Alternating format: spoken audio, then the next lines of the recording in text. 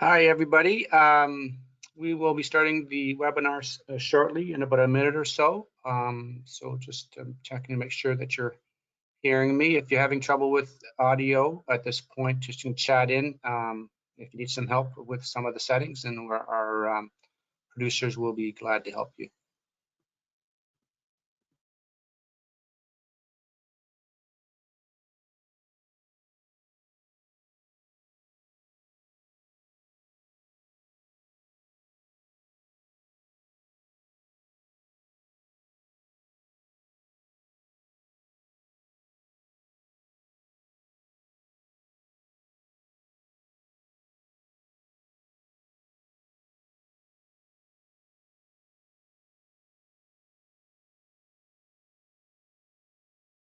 Okay, hello, I'm back again. My name is Frank Schurz. I'll be your host and moderator today for our webinar.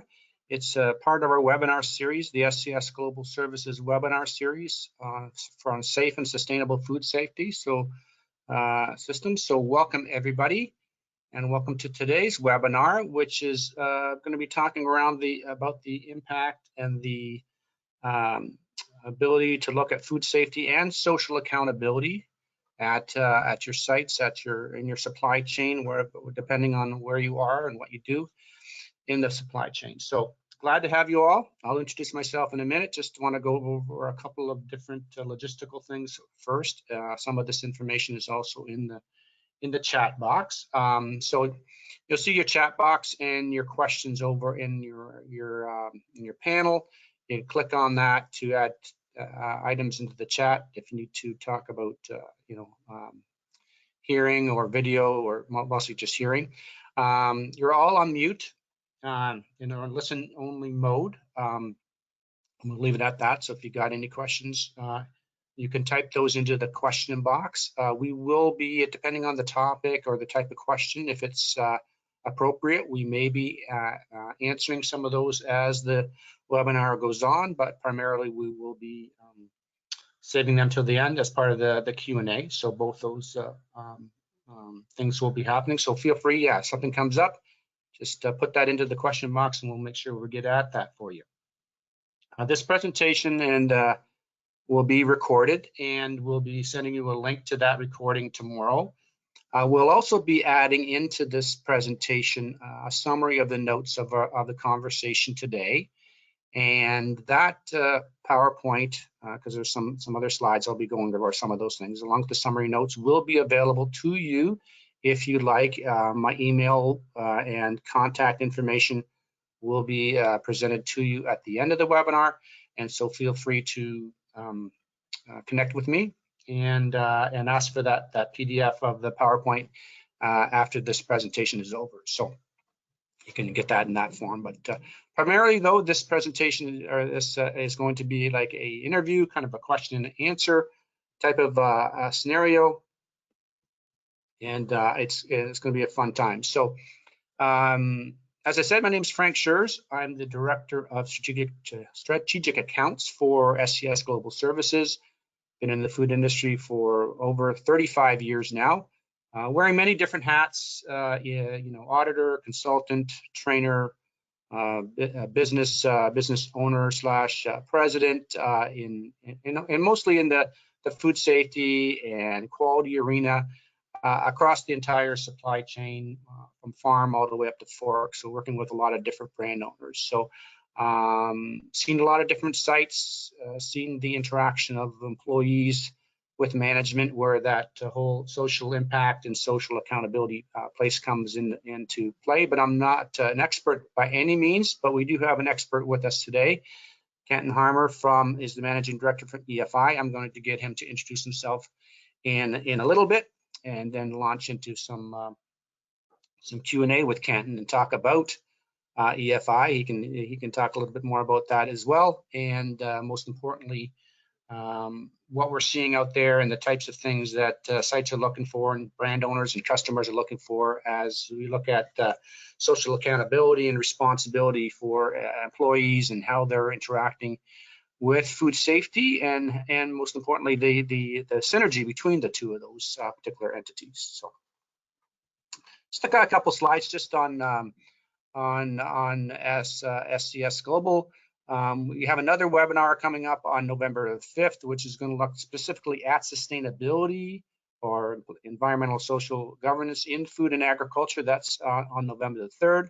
So if you're interested more in specifically in seeing how that's been playing out, and there's a lot of information coming out on regenerative agriculture and different aspects of ESG in the supply chain of food and agriculture. So that might be a topic that you would like to dial in on or listen in on November the 3rd. So look for that, those opportunities to join in on that webinar coming up. So a little bit about SCS, if you're not familiar with us, we have a lot of different technical and sustainable experts around the world, and food safety, obviously, with our headquarters in North America.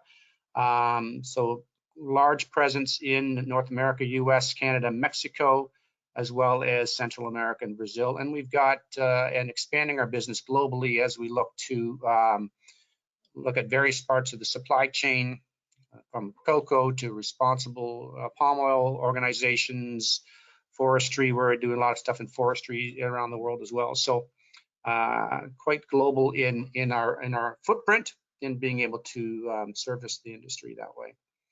Been around for about 40 years and with a high level of credibility, like I've said. One of the things that we pride ourselves on is our customer service and having the right people in place at the right time to look at a number of different aspects, like I said, from forestry, green building, energy, agriculture, fisheries, and consumer products.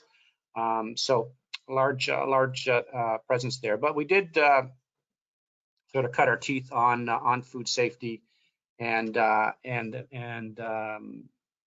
food agriculture back 40 years ago. So in terms of those that division, the food and agricultural division, you can see here that we supply audits across the entire supply chain, most of them Global Food Safety Initiative benchmarked from FSSC 22000, SQF, BRC, GS, and into the on-farm standards with Global GAP and Primus GFS, all of those.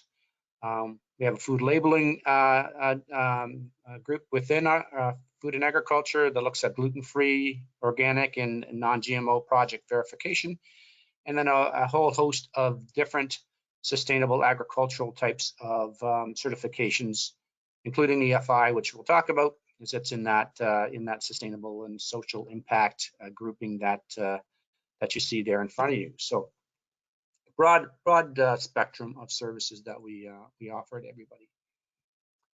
Okay, so I'm going to invite Kenton to come on screen now, and I will do the same, and I will ask Kenton to introduce him. Right, thanks for this, Frank. So I'm Kenton Harmer. I'm the Managing Director of the Equitable Food Initiative. And for those that don't know what that is, we are a voluntary certification program. We audit food safety, social conditions, and pest management. And right from the start of EFI, we certified our first farm 8 years ago. We've really held on to this idea that food safety and social conditions and workforce management are really important things to be fully integrated. They're not these separate entities. And so you see that in our standards, which are 335 standards. There's a lot of them, but it's the idea that for us to be able to take the safest food to market and to have assurance for the customers that the growers are selling to, that there's ethical practices on place, that we really need to bring this all under one roof, under one audit, and under one program. And so we'll be, I'm really happy to be on here with you today, Frank, because this idea of bridging the gulf between food safety and workforce management, I think is really important and really offers a lot of upside for us to all get our heads around and think about how this actually turns into operational advantages for the growers that really get this piece right. Yeah. So the the focus has been primarily, as you started out, on growers in agriculture, but you can go up the supply chain and apply to manufacturing as well, correct? Yeah, I mean, I think sort of at the heart of what EFI is doing is seeing that there's this incredible untapped amount of knowledge that's being held by the workforce.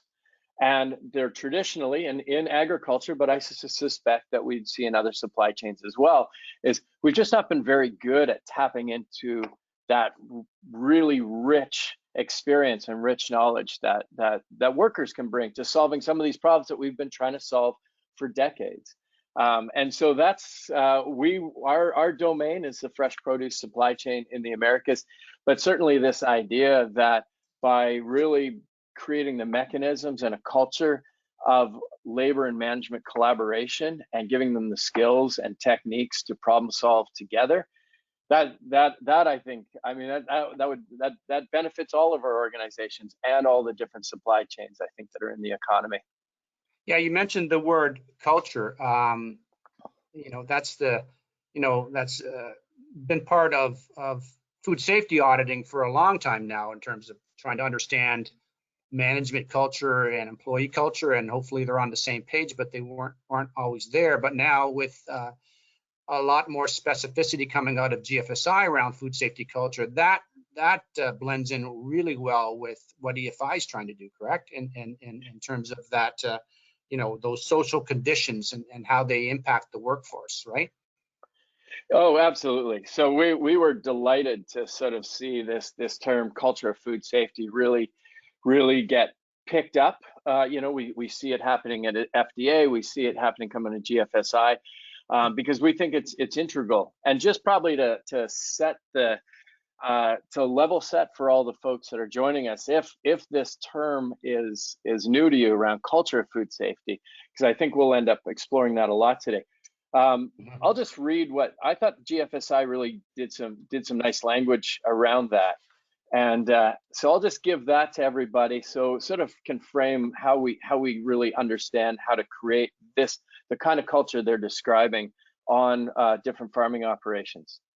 So the GFSI language around this is, in contrast to the rule of law, culture draws its power from the unspoken and intuitive, from simple observation and from beliefs as fundamental as this is the right thing to do and we would never do this.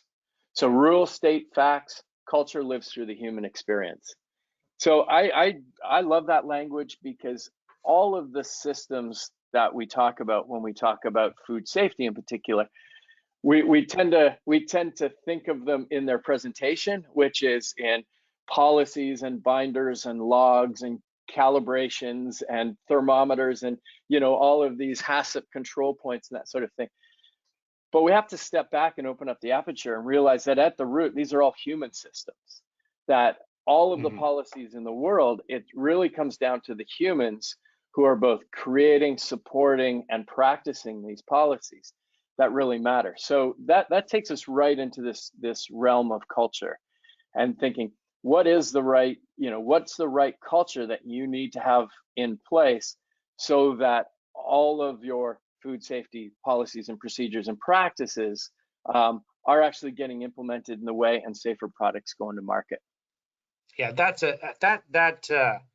labeling it that as a human system is brilliant, because it is, when auditors, and I've been teaching auditors for years and years and years, and they're all they're technically strong. They know food safety. They know what a CCP is. They know the technologies, because they're specific in their food sectors that they've learned. But that ability to observe and for them to be intuitive, to look at the intuitiveness of the food safety system and the social conditions, and seeing how they're working together. So with respect to the social conditions, so when we set that up, how do the social conditions impact food safety? What are some of those points where, just to start with, where do they blend?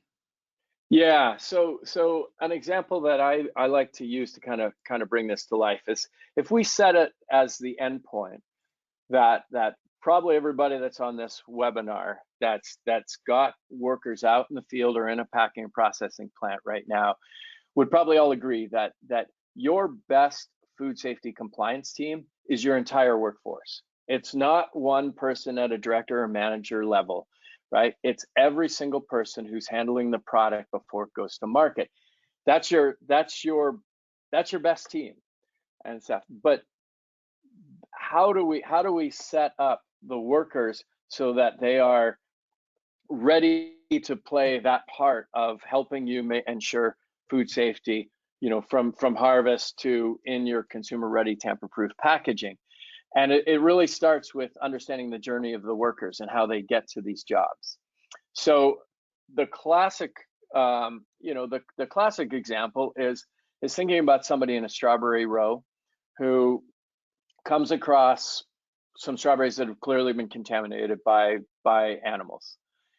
What we all want them to do is take that moment to stop and put up their hand and alert the supervisor, and for all the protocols to then come into place so that no contaminated product gets to market. To do that, however, we got to really understand what the incentives are that are driving the workers' behaviors in that very moment, right? If they have been fairly recruited, if they have come to the farm and been explained the terms and conditions of their employment, and they have understood them, and they're in a language that they understand, and those terms and conditions are what they're experiencing on the farm, then we're setting the table for their personal incentives to be aligned with the operational incentives, which is the ideal, right? It's what we want is we want the worker to be acting in the best interest of the operation. That's going to keep consumers the safest. But we need that to be symmetrical too. We need then the operation to take an interest in the workers, and a deep interest. So if that worker, instead of being well recruited in that example, has paid thousands of dollars, tens of thousands of dollars in some cases in recruitment fees just to get out of their village, their very rural village, and to come on this journey, even through the H-2A program in the US or the guest worker programs that you see in Canada and Mexico. If they've paid those recruitment fees, and if they owe a debt to somebody, and if that somebody is maybe a bad actor and knows where their family lives, then the workers' incentives when they're in that strawberry row is to pick as fast as they can.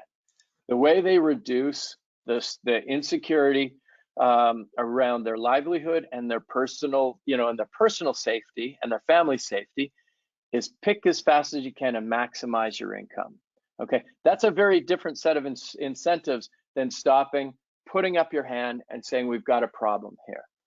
So that's just an example of where we see where the social conditions of the workers have to be understood and have to be well managed and well calibrated in order to bring them along and as part of your food safety compliance team. So obviously there's conflict there a lot of times, again, depending on how that employee or got to the farm. So what are the incentives that discourage employees from or workers from getting that food safety element, and so their background? So what are some of those disincentives to stop them from putting their hand up? What's working in the background? So you talked about the need to pick faster. What else comes into play here? Yeah, so just understanding and taking into account their journey, their pre-farm gate journey is important. So it's recruitment fees, but it's other parts of the journey that may create incentives that work against the operation. And then once that worker is through the gate, what is the culture around there? What we see in agriculture, unfortunately, is we see a great deal of sexual harassment of particularly, but not exclusively, female workers. Okay, and that's generally what we're seeing in our data is that's no surprise to anybody, generally coming from their supervisors. So we can't expect a worker to feel safe at stopping, calling that same supervisor over and feeling like they're not going to get punished, either financially or otherwise, for stopping production, for slowing things down in order to get safe product to market. So when we look at different types of how power manifests on a farm, so sexual harassment being an egregious example of power abuse, that's working against the culture that we're trying to set up. Yeah. Okay. So you mentioned like the example of spotting some feces or whatever in the field and putting their hands up. What are some other obvious hazards that the employee can be, or roles that they can take in terms of improving food safety in the field or in the packing house? Yeah, it's the training matters. Obviously, they need to have the skills to understand what a food safety risk is, what their personal practices are that can increase or reduce food safety risks. And so how that training is presented matters a lot in terms of how much it goes from being a training to a behavior change. So we want to pay a lot of attention to things like, is the training done on the clock? Is it a paid training? That matters. If somebody is losing money to listen to how they need to, both wash their hands and identify risks as they're harvesting or processing, they're less likely to take that information in. There's a disincentive. Again, we're not saying that we value their time in learning this kind of information and then implementing it in the field. So paid training matters. Trainings that are done in languages and using methodologies that really meet the profile of the workforce.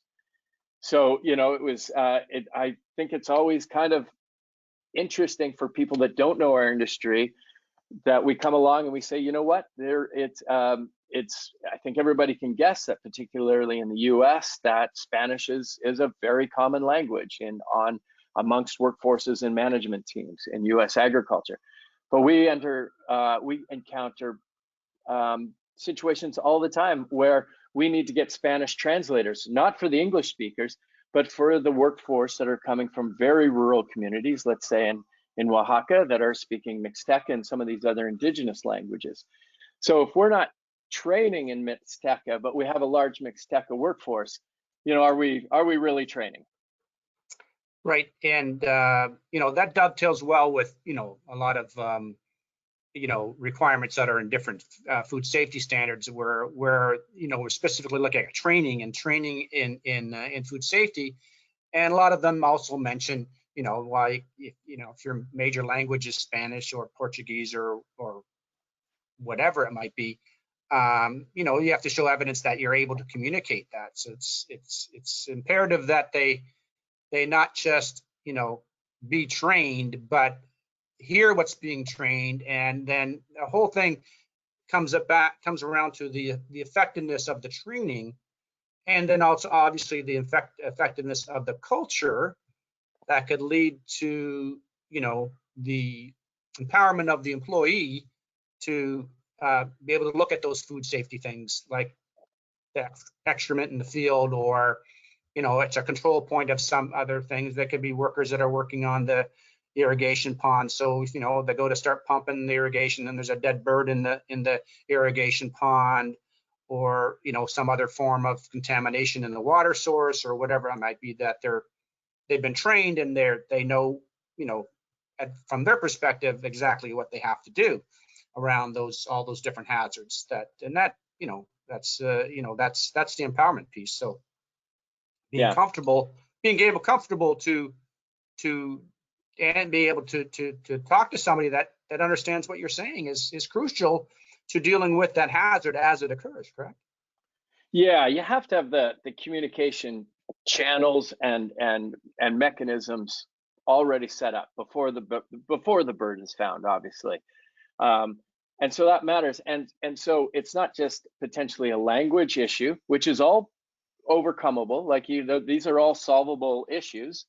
On the language issue, the one where we see people getting stuck mostly is, again, back to this culture issue, where this idea of raising your head, and if you're in a very vulnerable population, making yourself known to somebody higher that holds power over you is a really tricky and tough situation to put a lot of workers in.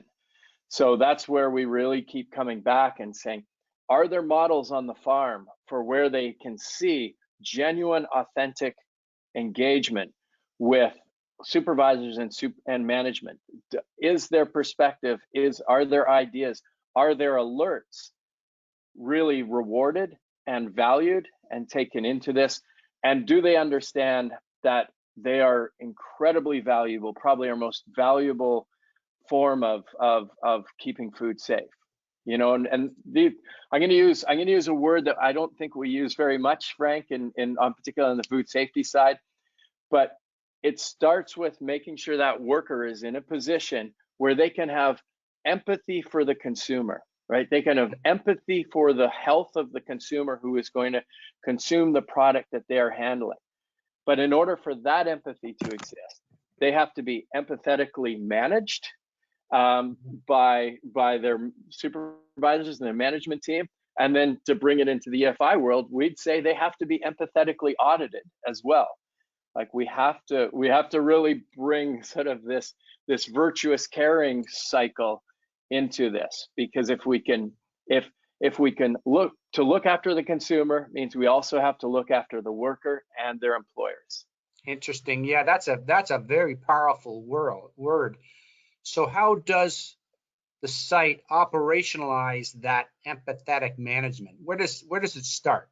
Like, what can they do now to prepare themselves for, the more and more of a microscope on the social impact that their workforce is being held to, and that the various customers are looking for proof of that, because they have to answer, the customers, the retailer, food service operators, manufacturer, they have to answer to media and everybody else about, how is their supply chain being managed? How are the people being trained? So if they start pushing back on that, how do the sites who obviously are hiring these people, how do they operationalize that empathetic management?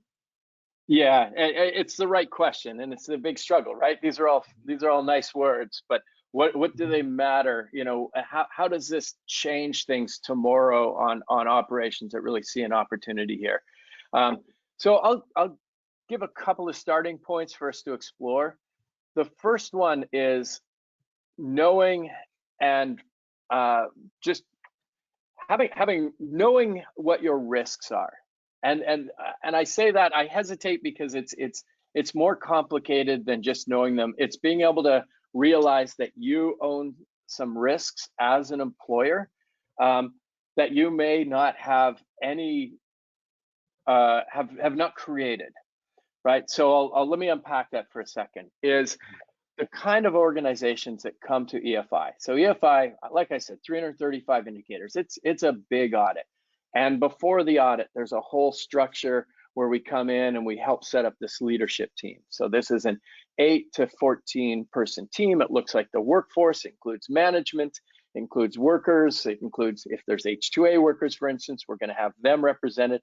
So we got a microcosm of the employer-employee relationship on this team, and we do a lot of training with them around conflict resolution, data gathering, problem solving, and communication skills. So this becomes a very powerful body to figure out what the places of non-conformance are, and how they can really pull in the professional knowledge that's held by workers into these solutions. So we've got all this, right? But it's a burden, and it takes a lot for an organization to say, yeah, we want to introduce this new way of being. We want to introduce this new system of communication and collaboration, and which will fundamentally change our culture.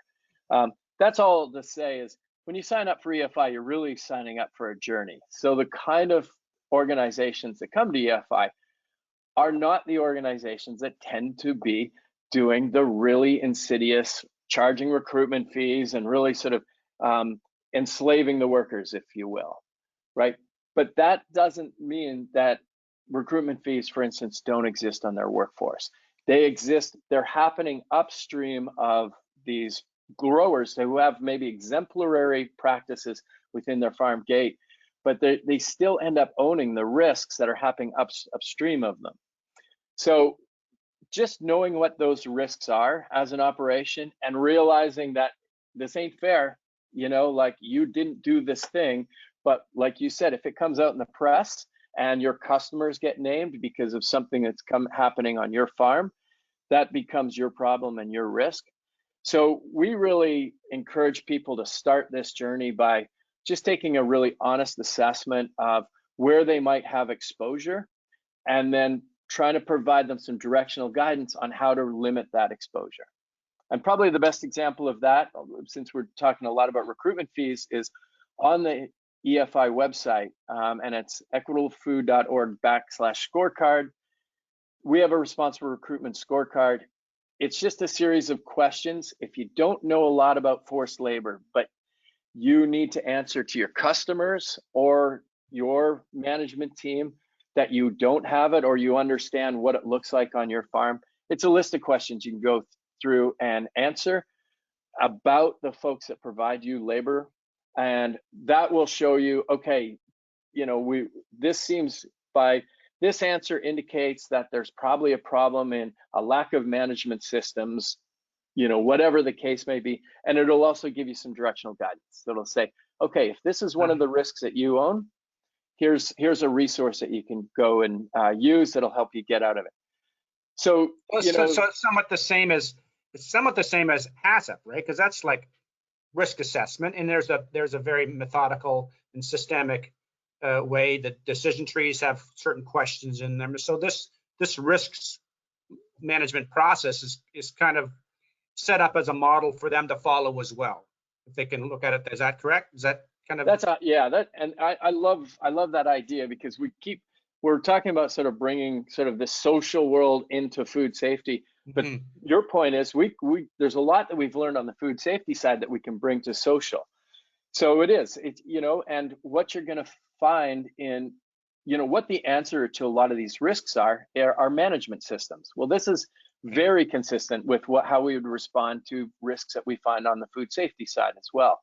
Yeah. And so really knowing what management systems you either need to create or strengthen, that's Perfect. A great starting point. And then you should be not surprised, Frank, but I would say go out and find a certification system. And you showed that SCS offers a real breadth of certification systems. Go out and find one that fits right for your operation.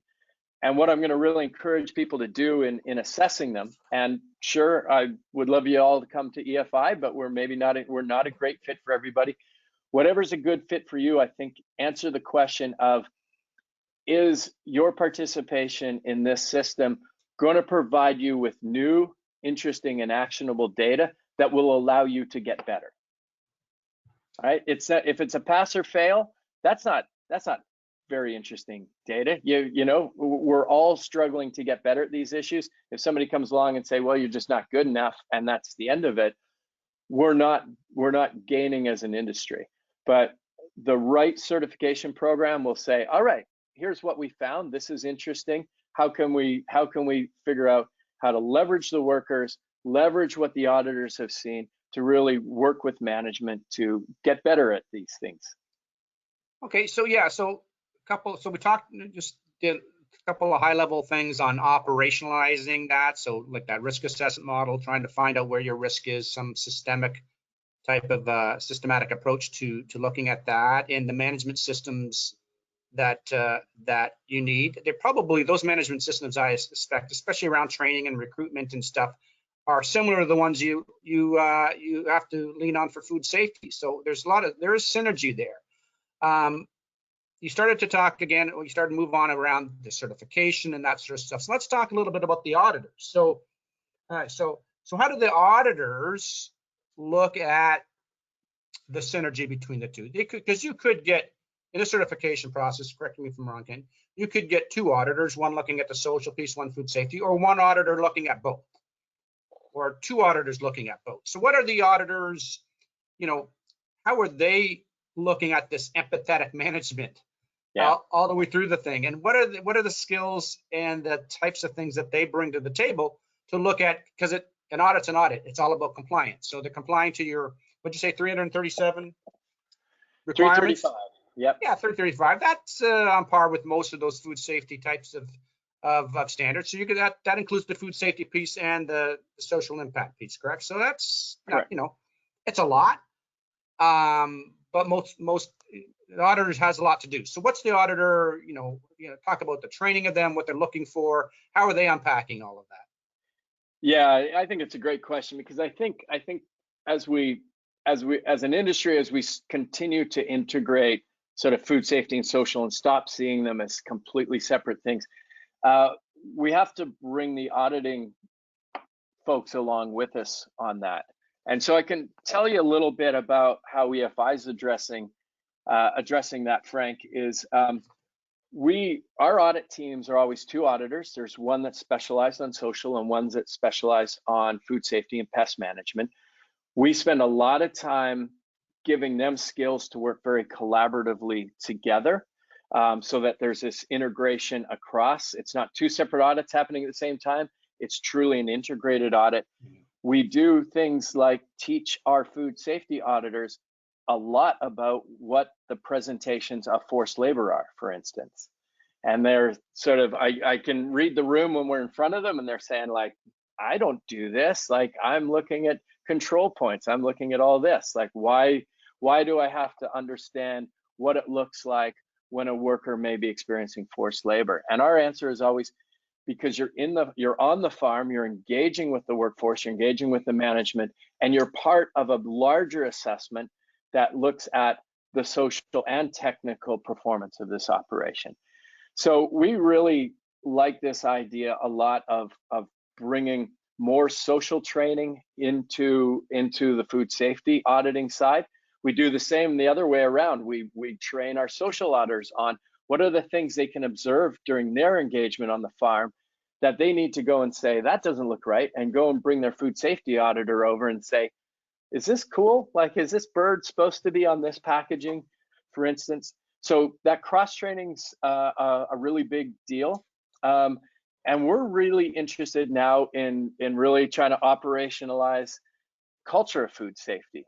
So 2 weeks ago in Denver, we had SCS auditors, as well as our other approved CBs together in Denver. We brought in Dr. Trevor Suslow and to talk just about, what does culture look like when you're on a farm? What's a culture of food safety? How do you see whether it is there or not there? And if it's not there, how do you create that into an actionable finding that allows the farm to get better at that piece? So we really like diving into sort of non-traditional and non-technical auditing, and really have our auditors have that empathy and have the knowledge and the skills to really understand the whole environment in which the safety, the food safety practices are taking place. So so auditors are probably, like you said, the food safety auditors probably looking at you like you said, okay, because we're getting the same sort of thing in a lot of the other GFSI benchmarks, standards and codes of practice around culture, and trying to put some metrics behind there, so that they can find that evidence of not culture. So what were some things that you guys discussed in that auditors meetings, and say, well, these are examples of perhaps a failure in the culture, or the presence of maybe something bubbling up that might lead to a very systemic problem that could impact both, obviously, eventually it could impact the food safety of the product to the consumer. What are some of those things that you guys talked about? Yeah, and I'll unashamedly borrow from Dr. Suslow's presentation to the auditors on that. So some of the really interesting examples was the first one that struck me was when you look at sort of the materials that are being used, the materials that are available to help get product to market and stuff. And if you're looking at where, and we could use PPE as an example. If the PPE is the cheapest that's available on there, that's an interesting observation, right? It may not be a non-conformance, and it may be okay. But as an auditor, what we want you to be observing is to say, well, okay, so they went really for the cheapest possible. Do we have a culture where the C-suite of this organization is fully resourcing the food safety program, right? Or is it all about cost considerations? And because it may not be on the PPE, but it may be somewhere else where we're going to see that cost considerations are trumping, what we would like to see in terms of best practices on food safety. So that was just an interesting observation thing. He talked too about different practices. So is an operational practice designed to maximize efficiency, or is it designed to maximize safety? So when we see this, and again, efficiency is not evil, and efficiency is not always counter to safety, but it can be. And what we want auditors to do is to say, well, okay, I can understand why they're taking the totes out to the field with them, but they're putting them down on the drip line. And that makes a lot of sense, because they're closer to where the workers are picking, and they can move a lot faster. But what's happening with, now are we getting contamination out of the drip line into the tote, right? So is that practice that's meant to make it sort of faster and more productive in the field actually introducing a new food safety risk? So it's the idea of auditing culture is the idea of observing very subtle and nuanced factors, including human factors. Do the workers meet you? When you speak to them, do they meet you in the eye? And not stopping there, because again, there's no food safety standards in the world where it says workers got to meet you in the eye when they see you. But that's a starting point for auditors to understand whether there's a properly resourced, firmly held belief around what are the practices and beliefs and knowledge required to get the safest possible food to market. So where does, and not because I wasn't at the auditor training, so I wouldn't know the specifics of this, but what sort of interviewing skills, and again, the benefit of our discussion here around the auditors is because, I've talked to many different sites trying to get ready for certification, recertification, and they're always intrigued by, what's the auditor going to do? What do I, if I can get in the head of the auditor then beforehand and know what they're looking at, and the standard tells you that, but it doesn't always, connect the dots, then they can go back and plug the holes. Obviously they want to, and deal with those issues before the auditor gets here. So part of that is always, they do internal audits, they do other sort of stuff. So they almost, they prep the employees to deal with being interviewed. So that could be part of their control over their employees and saying, yeah, you got to answer it this way. This is the way you're going to answer the auditor. So how does the auditor, work around that to say, because they're not trying to trick them, but they definitely want the truth and they want transparency. Right. So what are some of those skills, especially as it relates to the social, that they could see that there might be a problem with? This is a scripted answer. They want to tell me something else. How do I get them to tell me something else, whether it's right or wrong or compliance or not compliance? How do they do that? Yeah, and because coaching can be a big issue. And again, the big problem with coaching is you're not getting useful information from workers about what the realities are there. So therefore, you can't get to the right finding because you don't have access to the right data. So we're and also, this is sort of into the point of what we ask our auditors to do is what is it? So the coaching's a problem, but what is it? What else is behind that this particular supervisor or manager felt the necessary to coach them on? So what are the bigger systemic problems where they feel like a worker providing an honest answer is problematic? So yeah, we spend a lot of time, not just on sort of anti-coaching techniques, Mhm. Yeah. more on how do you take that moment when you're sitting across a worker, really understand where they're coming from and how to make them feel like they have agency and safety to share with you really sensitive and particular, and to them possibly dangerous information, right? And Mhm.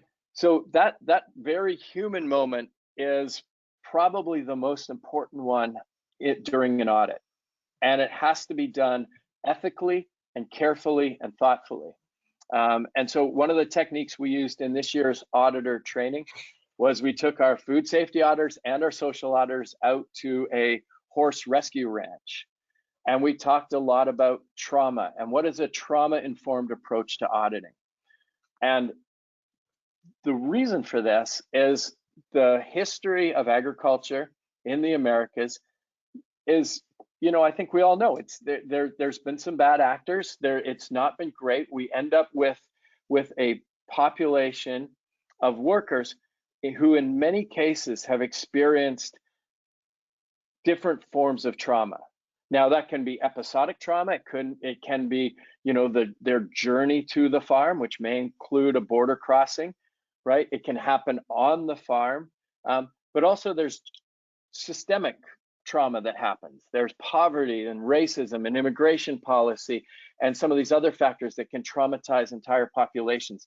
So the auditor needs to take all of that into account in that moment when they're asking somebody to sit down and share with them information that, again, is very sensitive in nature.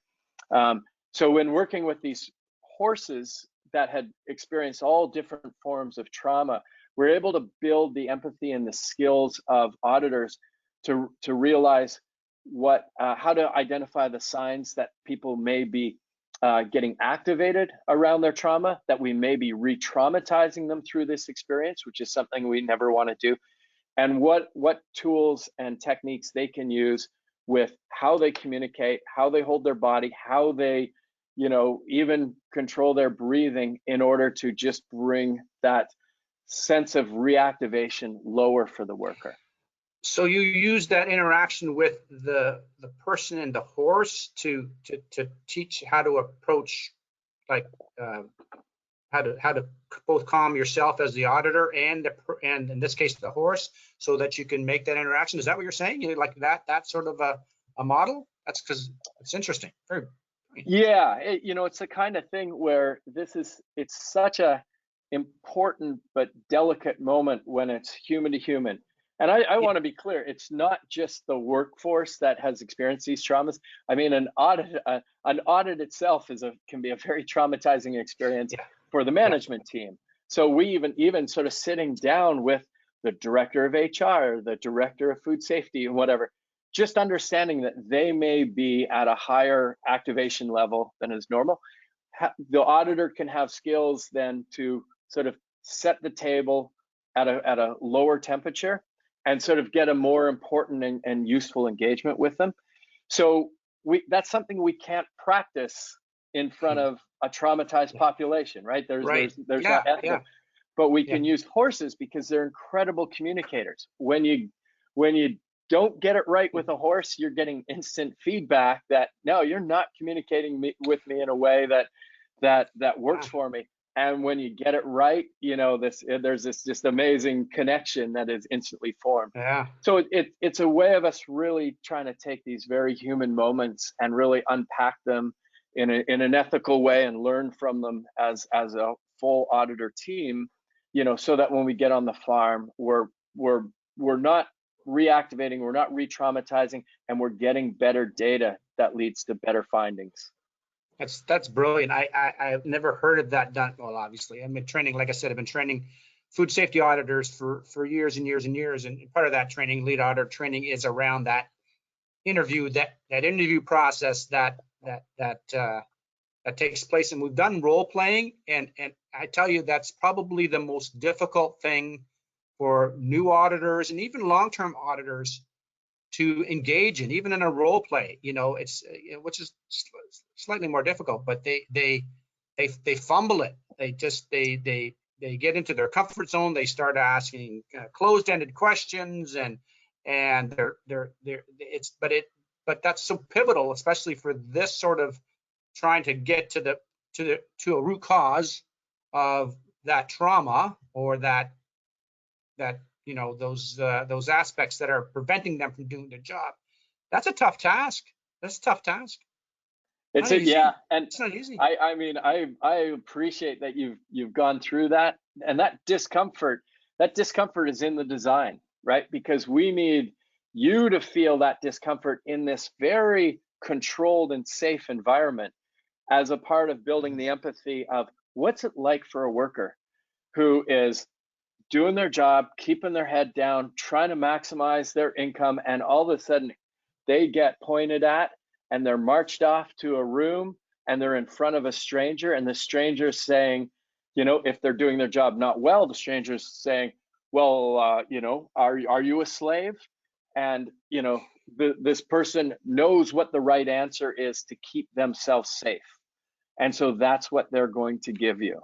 Where by realizing that that person is out of their element, probably very uncomfortable, and working with them, if our interviews can last anywhere from sort of 15 to 40 minutes with the worker. Yeah, And we like say to our workers, if you yeah. spend 10 minutes of that talking about the World Cup last, whenever it was last and stuff, do it, because that's more important than running down your checklist and stuff. Yeah. That's about Yeah. getting a person who feels uncomfortable into a situation where you can also honor your commitments to them, where if they tell you something that is sensitive, that could put them at risk, that that you know how to manage that data ethically, so you will not add to their risk.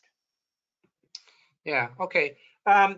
Just looking at the clock, we've got about 10 minutes left. We have one question here. So so anybody on the line, if you've got some questions that have popped up that we haven't answered, or you want to explain a little bit more, now's the time to put you in there. I've got a couple other things to finish up with Kenton for sure. But so I've got this one question here, Kenton. Where do the buyers stand vis-a-vis the EFI audit, i.e. do they accept the food safety portion of the audit? So that feeds into one of my my other things I was going to ask about is where's the buyer and the supply chain come with the EFI audit, and how does that all interrelate? Yeah, it's a great question. So EFI is in the process now of, in fact, I think it'll be next week, we will submit our application to GFSI to get GFSI benchmarked. We're throwing a lot of organizational resources at making that benchmarking process as efficient as possible, and being able to respond to any corrective actions that we have to go through once we're audited by GFSI. So we hope by in 2022 to be able to come to market and say the EFI audit, single audit, right? This single audit will hit all of the requirements on the food safety side for the major buyers, because we'll be GFSI recognized, and we already have that recognition on the social side from Costco, from Walmart, from Kroger, from Whole Foods. So, and we're increasing that number of the buying community that say, yeah, the assurance that we need from our supply chain, you can demonstrate you've done the work by showing us your EFI certification. So we've got that going on right now, but we really see that this GFSI process and getting through it and becoming a better scheme because of it will just make it that much better for folks that want to engage with this, because it really truly will be a one-stop shop audit. So where does how does a site know if the EFI is the right approach? Because you talked about the leadership team, the whole teaming concept that's done, and so there's a lot of extra stuff that you have to unpack and do to be able to say I'm EFI certified. You don't do this in a vacuum. Your supply chain has to be involved with this, correct? Yeah, 100%. You know how if you just need to check the box for your buyer or your buyers, right? We're we're not gonna be the right folks for you. The EFI is truly a journey, and so the kind of companies that come and engage with us and then end up seeing this really big suite of benefits are the ones that are sort of seeing the opportunity that we see. It's like, wow, the answers, so many answers are in my workforce. So I just need to figure out how I can speak with them in a way where we all benefit from their knowledge and expertise. But right, that takes a journey, and sort of one of the major themes that we've talked about throughout this conversation, Frank, is you don't just walk up to a worker and say, "Hey, now I want you to solve, I want you to solve animal intrusion for me." You know, it starts with, is that worker set up? Does that worker feel like they have agency and dignity in that space? Then are there the skills and the culture that support then management and workers being able to sit down together and collaboratively solve some of these things? Can you give us an example of where those, the creation of the leadership team and the outcome of that and the kind of extrapolation of that into the workforce, where that benefited the site? Can you have an example of something like that? Yeah, my favorite one, Frank, is I think it's something that so many people on the food safety side will be like, oh wait, I've been there. Is we had an issue on one of our farms where they just couldn't get jewelry, particularly rings, out of the fields, right? And all the food safety folks are going to know that there's a lot that can live underneath here. So it's a no-go when you're handling product directly. But it didn't, there was no amount of training or yelling that was getting the rings off the left ring finger of a lot of the women in the workforce. And the food safety person was really at their wits' end as to how to change this behavior. And so they took this problem to the leadership team, and the leadership team did what they're trained to do. And remember, it's management and workers together on this. Yeah. Which is go and gather data and go and understand the problem first off. And so they went out and started engaging with workers and gathering this data on why is it that people wear rings in the field. And it came back that it wasn't a food safety, it was manifesting as a food safety issue, but at the root it was a sexual harassment problem that was on the farm. So women felt safer on this farm wearing their rings because of how endemic sexual harassment was. So the food safety person, there was nothing that in their domain that they could do to solve this problem. But once we opened up the aperture and realized that we have a sexual harassment problem, then there's ways of engaging, again, the leadership team and the workers and the management together in getting to a zero tolerance landscape on that. And as soon as it was zero, as soon as they saw that sexual harassment will not be tolerated on this farm ever, the rings disappeared the next day. Interesting. Wow. Yeah. It's almost so this leadership team, and let's make sure that the audience understand the leadership team that you're talking about is the EFI created leadership team, not the normal management leadership team, right? Correct. Yeah. Which is a have to do. You have to have those leadership teams in place and functional through your training or interaction before the audit, correct? Yeah, and what our data shows is we can measure the functionality of those leadership teams. We have the ability to say, okay, is this team highly functional or less functional than that? And unequivocally in our data, when that team is highly functional, we see food safety performance across the farm improve significantly. So there's correlation, but I'll argue there's causation there. Is that this is a really powerful body that then has all kinds of co-benefits. And one of the really impressive ones is on food safety.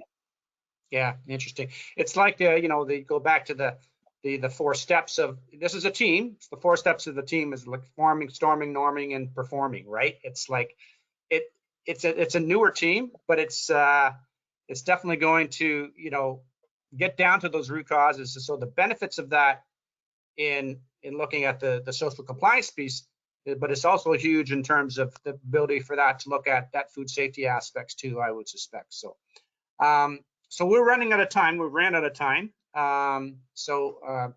Want to just finish up with a couple of things, but before I do that, I wanted to, specifically thank Ken for some great examples, great things for sites to look at. I'll be putting in some of those resources, especially from their webpage and to the risk assessment scorecard and some of those directional guidance information, so people can look at that. That'll all be put into the PowerPoint. So again, thanks so much, Ken, for being here. Yeah, and I really appreciate it, Frank. And for SCS to just show leadership, I truly believe, and hopefully this has come across somewhat, is I really believe this is the right conversation for our industry right now. So I really applaud the leadership SCS is showing and bringing these up. This isn't the easy stuff. This is the tough stuff. It's not. If we run towards it, we're going to figure it out, and the whole industry is going to benefit. Yeah, great. Okay, so let me just switch over to that. To my PowerPoint, just a second. Shutting off, gonna move Kenton over, and there we go. So yeah, so encourage you to to reach out if you want that this PowerPoint and PDF. I'll be glad to give that to you. But in terms of your certification services, we we can make a difference. We can make our that work together. EFI is a good example of an audit that's working together. But our exemplary customer service team is here to help schedule audits, work with you on the standards, find solutions for you. So really encourage you to do that. Here's some of the contact information. Leave that up there. That's my contact info if you're looking for some more questions that didn't get answered or you weren't able to put into the question box. And if you're looking for EFI certification, Bernadette Goldstein is looking after that from a sales and marketing perspective. There's her contact information. You can, again, I'll put the EFI website. I think there's going to be lots of good conversation coming out of this. As you mentioned, some of the major retailers are embracing this as they see this as part of looking at their supply chain. So really encourage you to do that. So thanks again for attending, and look forward to seeing you, or like not seeing you, but having you on a future webinar for SCS Global Services. Thanks so much.